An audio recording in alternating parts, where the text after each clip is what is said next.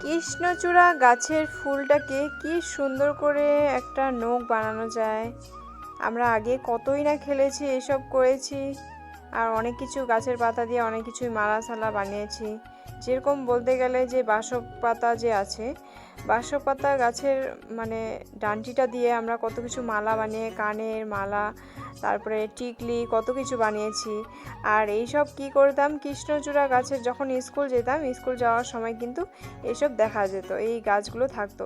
তারপরে ওখান থেকে কি করতাম, যখন টিফিন টাইম হতো বা কিছু, তো এই সব জিনিস নিয়ে আসতাম, নিয়ে আসার পরে এইভাবে নখ বানিয়ে ফেলতাম। কি সুন্দর করে দেখো, উপরে মানে যেটা আছে ওটা অমনি থাকবে, কিন্তু ভেতরে যাওয়াটা একটু চোখলাটা ছুলে দিলে কিন্তু একদম আঠার মতো কি সুন্দর করে দেখো নখগুলো হাতে লেগে যায়।